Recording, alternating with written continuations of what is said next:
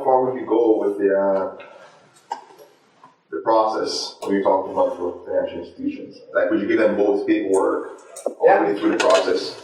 I've taken 3 to the altar at a time.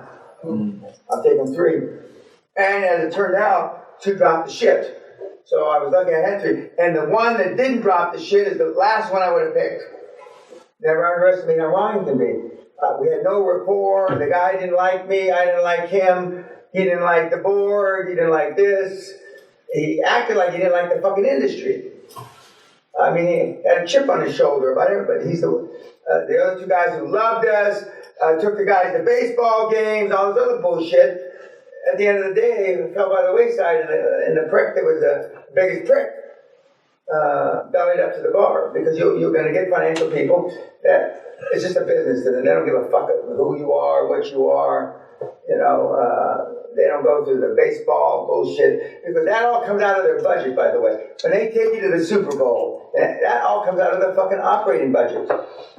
And what most people don't understand, a lot of big organizations, if you don't spend all your operating budget, you divvy it up as bonuses at the end of the year.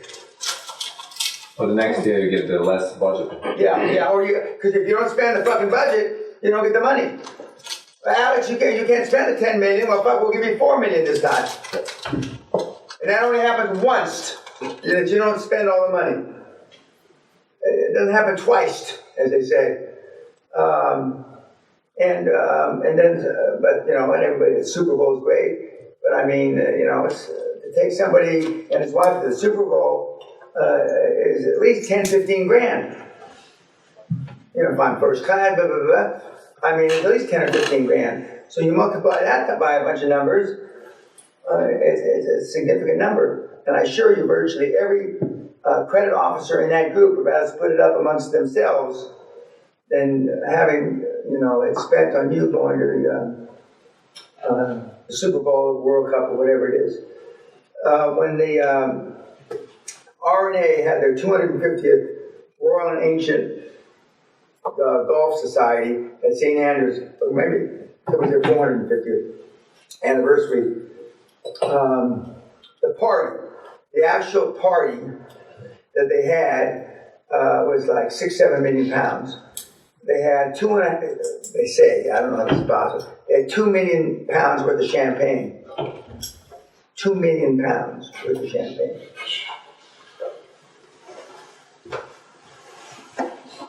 So in that structure, when you have different assets under the same holding company, and when you sell the holding company, you're selling the whole thing, do you have a valuation for each of the different assets? They may or may not. It depends how soon, or how recent, I should say, was the acquisition. I mean, if the acquisition was within a year, they probably would use a valuation of what you paid. Not always. But if they see that you did like this, a hockey stick, to the top line, they may give you a higher valuation. But in theory, I mean, you want a whole bunch of those. And so you don't want any one to really reflect too highly on the total value. Mm-hmm. But then the original arrangements that you have made with the owner and the bank, how do we envision that to work out when we get the eventual exit? Well, I mean, you honor what you told them. But we don't know, if you sold the holding company, you don't know how much you were actually going to distribute. Oh, they'll value all the entities. Okay. They'll value it. Okay. And then they're going to ask you to pay for a value. I mean, that's horseshit. And for recent acquisitions, they'll more or less assume the value is what you paid for it. But not always. Not always. And, but I've been in deals where they say, I don't give a fuck what you promised to sell it. I don't give a fuck what you promised. You're normally only one private equity per. No. Some private, depending on the size of the deal, if it's a deal in hundreds of millions, it's not likely one private equity firm will do it. They'll have their own little syndicate of firms that they do healthcare with. They have their own little syndicate of firms that they do oil and gas with. And so they'll bring in 2 or 3 others. And normally one's the lead. On smaller deals, it'll just be one private equity firm. When it's the first few deals on a private equity firm, in other words, a private equity fund. There's firms and there's funds. Private equity firms have several funds, some of which are public, some of which are private.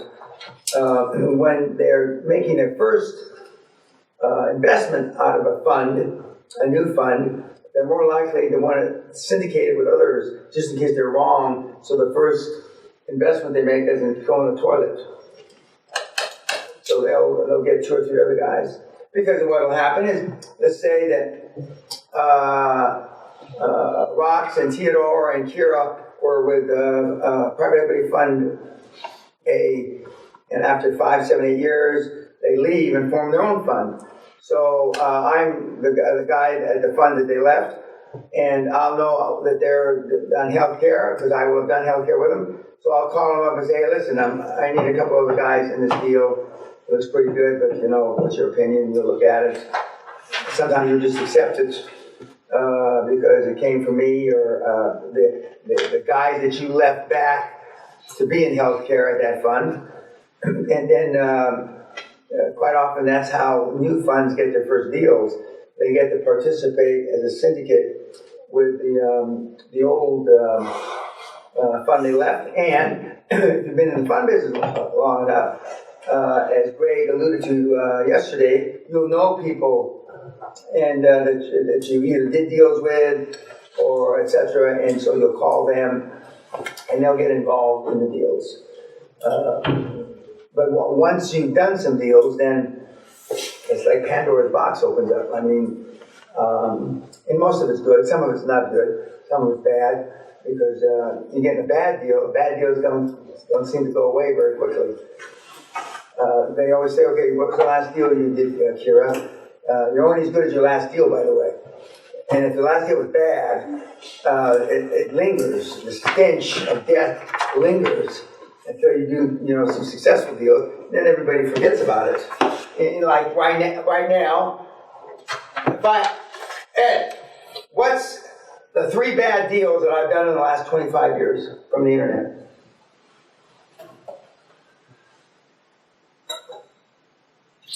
I don't know.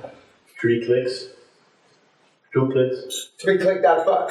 Yeah, that's right. Yeah. No, that wasn't a bad deal. I got taken away from me. I got to take it. That wasn't a bad deal. I mean, we did a good deal, but the bank then took it away, and they fucking crashed it. You don't do bad deals. Pardon? You don't do bad. No, I've got some. But where are they? I mean, come on, guys. You know what hand I jerk off with? I mean, what? I mean, come on. You know whether I'm on top or Sally's on top. I mean, tell me, where are the bad deals?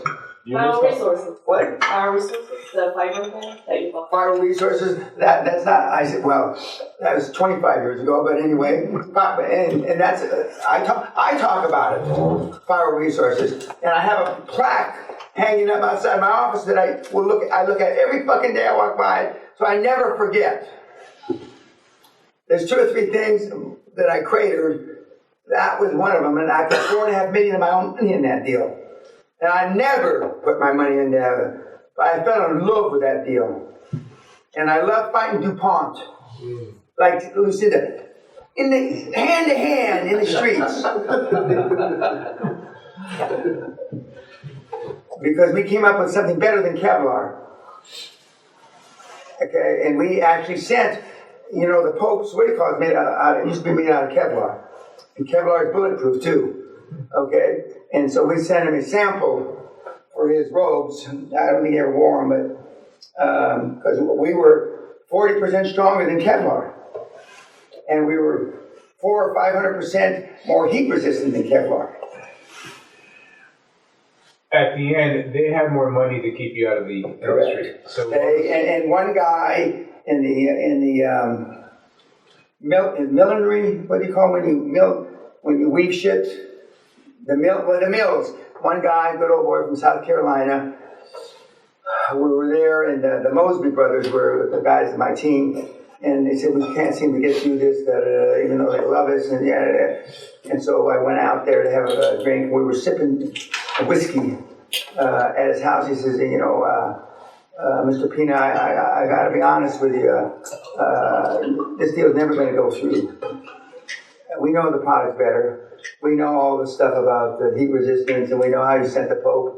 But that don't make a shit. And so I'm waiting. As long as you got the fucking Japs as partners, this dog ain't never gonna fucking hunt. The fucking Japs as partners. And they were.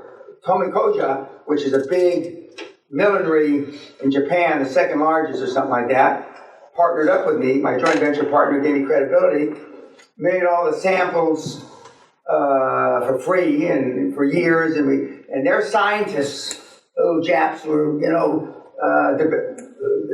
pivoted off my original patent that I got, and but this is just, we don't care if it's 1,000,000 times stronger than Kevlar. That ain't never gonna happen. We still remember the fucking Japs. So I said, well, how do I pivot out of this fucker? After I got about $4.5 million of my own money in the deal. So I'm scrambling around, and I said, I can't cut the Japs out. I won't do that. Well, maybe I can put somebody in between, then work, and